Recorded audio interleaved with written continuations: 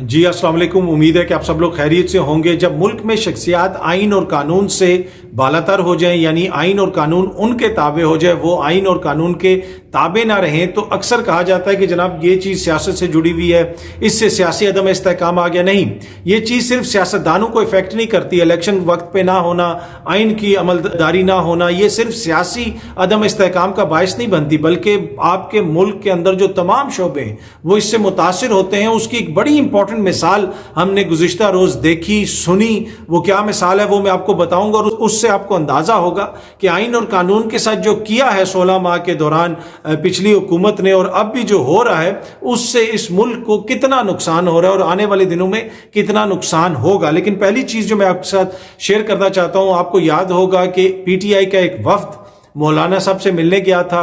उनकी इमामत में उन्होंने वहाँ पे नमाज भी पढ़ी थी, उसकी वीडियो भी आ गई थी। और मैंने आपको कहा था कि ये जो वफ्द है ये इमरान खान की मर्जी के बगैर गया है, और दूसरी तरफ से जब भी इमरान खान के खिलाफ बात होगी तो बड़ी सख्त बात होगी, और इसका सियासी तौर पे नुकसान होगा तहरीक इंसाफ को। और ये वफ्द अपनी मर्जी से गया है, इमरान खान की मर्जी इसमें शामिल नहीं है।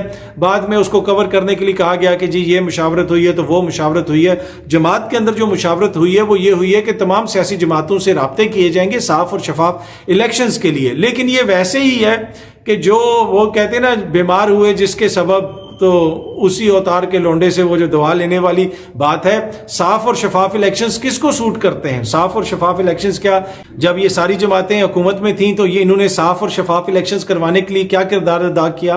क्या 2 सूबों के अंदर इलेक्शंस हो गए? पर एनीवे, ये वफ्द तो मिल के आ गया, अली मोहम्मद खान साहब, असद कैसर साहब, बैरिस्टर सैफ साहब। अब उसका नतीजा और वो जो सियासी जेस्चर इन्होंने दिया था उसका आगे से रद्द अमल भी आ गया है। मौलाना ने कल जलसे में खिताब करते हुए कहा है कि इसराइली एजेंट को हमने शिकस्त दी है पाकिस्तान के अंदर, वो इस वक्त अपने, जिसे आप कह सकते हैं, मुकाफाते अमल का शिकार है। तो ये उनका जवाब है खान साहब को। वो अभी भी एजेंट कह रहे हैं, किसका एजेंट कह रहे हैं वो मैंने आपको बता दिया। कल उन्होंने जलसे में फरमाया, और मैंने उस वक्त भी कहा था जब आगे से बात होगी और वो आगे से बड़ी सख्त बात होगी और किसी किस्म का सियासी रिलीफ आगे से नहीं दिया जाएगा। अब मौलाना से मिलना वैसे भी सियासी तौर पे ठीक है, आप किसी से भी मुलाकात करें, मुलाकातें ज़रूर होनी चाहिए, लेकिन अगर आपने सियासी इत्तेहाद करना है तो वो तो आप अपनी सियासी मौत को दावत दे रही है पाकिस्तान तहरीक इंसाफ मौलाना से राब्ते करके।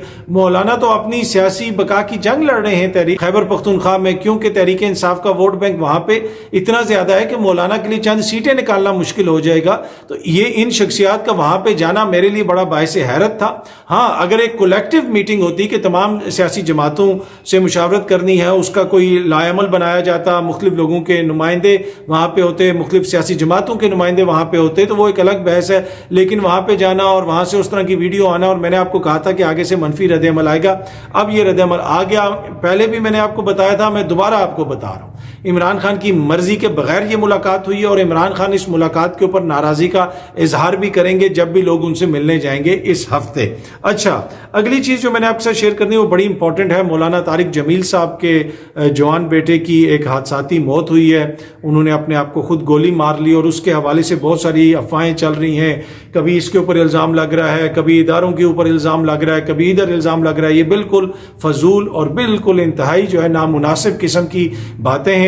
उनके जो बेटे हैं वो नफ्सियाती, उनको कोई मसाइल थे, उनको मेंटल हेल्थ इश्यूज थे, और उन्होंने खुद जो है वो अपनी जान ली है।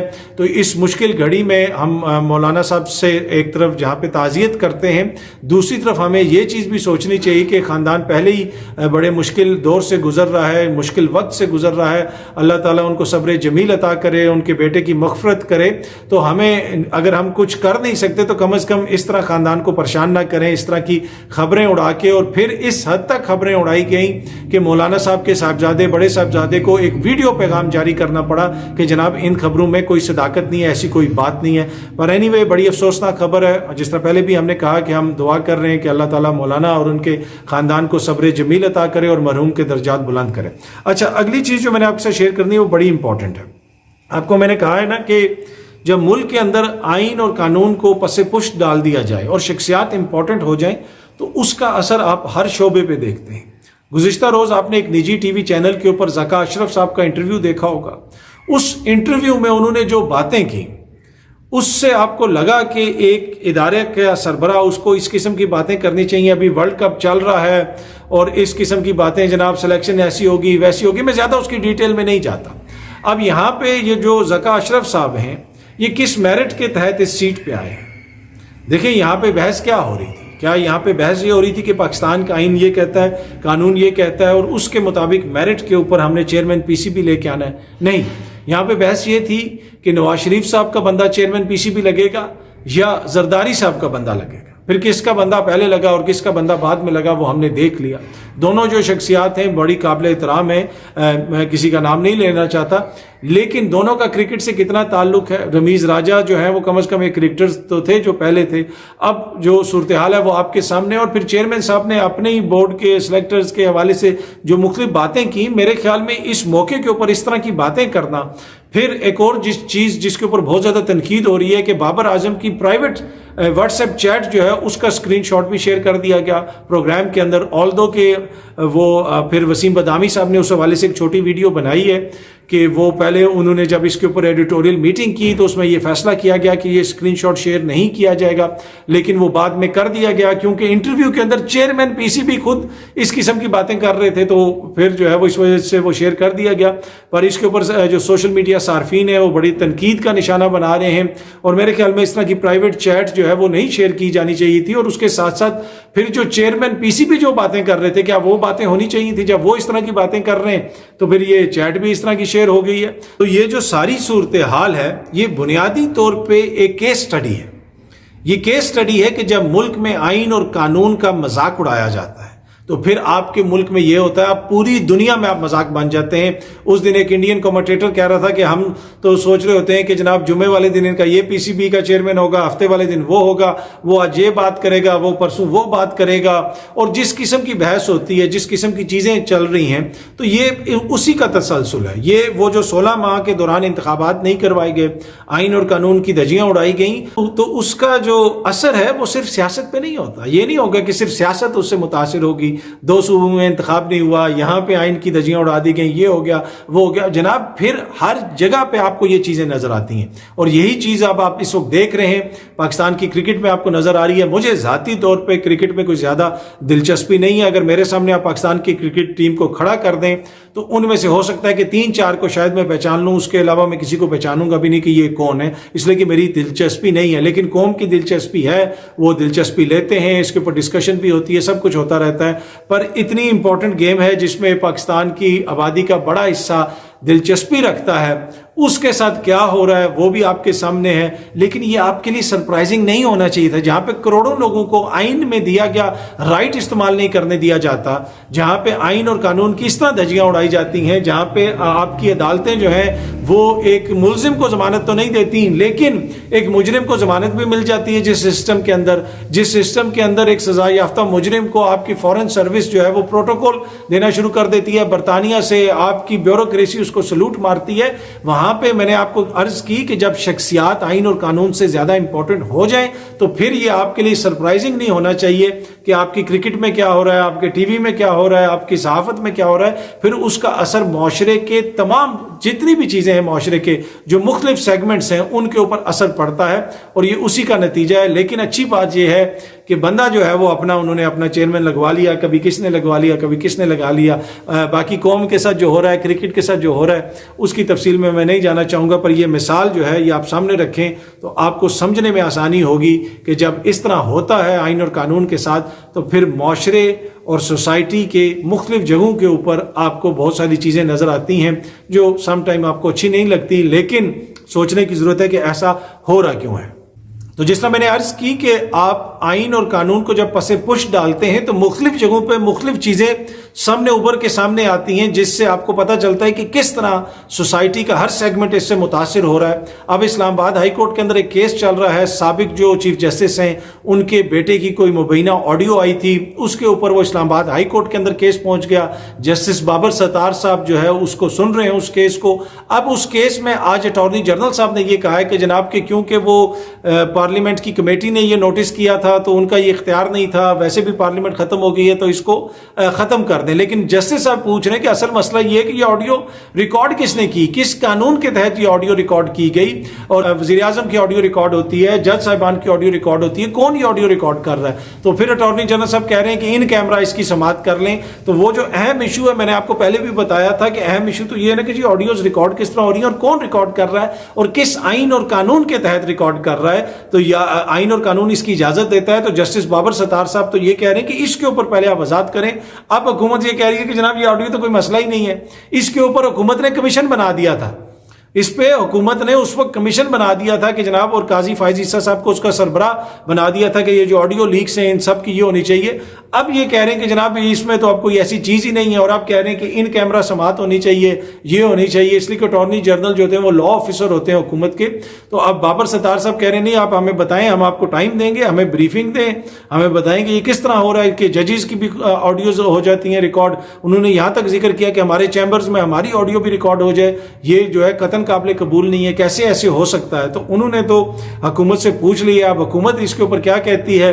اور اسی طرح وہ ایک معزز جج صاحب جو ہیں ان کی آڈیو کے حوالے سے کمپلین بھی گئی ہوئی, اور میں نے گزشتہ روز یہ آپ کو بتایا تھا کہ بڑا کوشچن تو یہ ہے کہ جناب یہ آڈیو ریکارڈ کس طرح ہوئی ہے, کس نے کی ہے, کس قانون کے تحت کی ہے. اس لیے کہ ہر شخص کی پرائیویسی ہے, اور ہر شخص کی پرائیویسی جو ہے وہ گارنٹی کرتا ہے آئین اور قانون. لیکن جب آئین اور قانون کا مذاق اڑایا جائے تو صرف پھر وہ سیاسی بحران نہیں ہوتا, ہر جگہ پہ آپ کو بحران نظر آتا ہے. تو یہ دونوں مثالیں جو ہیں آپ کو ان کی اس چیز کے تناظر میں دیکھنی ہوں گی. اچھا, اب ایک اور چیز, خدیجہ شاہ صاحبہ کی ضمانت ہوئی ہے, ان کو نہیں چھوڑا گیا. اگین یہ بھی وہی مثال ہے کہ جب آئین اور قانون کا مذاق اڑنا شروع ہوتا ہے تو پھر ہر جگہ پہ آپ کو نظر آتا ہے. اچھا, اس کے اوپر سینئر صحافی ہیں منیب فاروق صاحب. منیب فاروق صاحب نے ایک جناب اپنے ولاگ کے اندر یہ کہا کہ خدیجہ شاہ کو معافی نہیں دی گئی, اور جو مرضی وہ لیگل ان کی ضمانت ہو جائے تو پھر بھی نہیں, وہ ان کو رہا نہیں کیا جائے گا.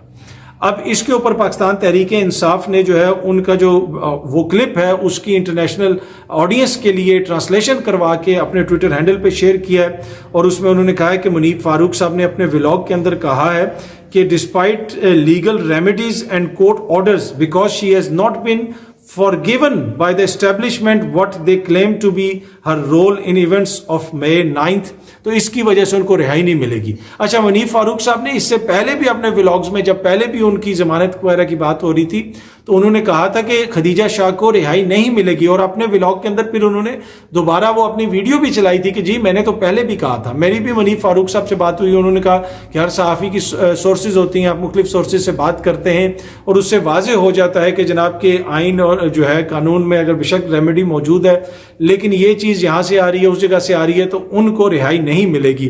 تو ویسا ہی ہوا جیسا منیب فاروق صاحب کہہ رہے تھے, ان کے سورسز جو ان کو بتا رہے تھے کہ ان کو رہائی نہیں ملے گی. اسی طرح جس طرح میں نے آپ کے ساتھ شیئر کیا تھا کہ مجھے نہیں لگتا کہ عمران خان صاحب کو جو ہے وہ ملے گی, ضمانت ملے گی. کیوں نہیں ملے گی؟ اس لیے کہ آج کل ان کا کیس بڑا کمزور ہے. جن کا کیس مضبوط ہے تو وہ سزا یافتہ بھی ہوں تو ان کو وہ مل جاتی ہے, رہائی بھی مل جاتی ہے, ان کو ضمانت بھی مل جاتی ہے, اور ہر قسم کا ریلیف بھی مل جاتا ہے. تو یہ ملک میں اس وقت آئین اور قانون کی صورتحال ہے.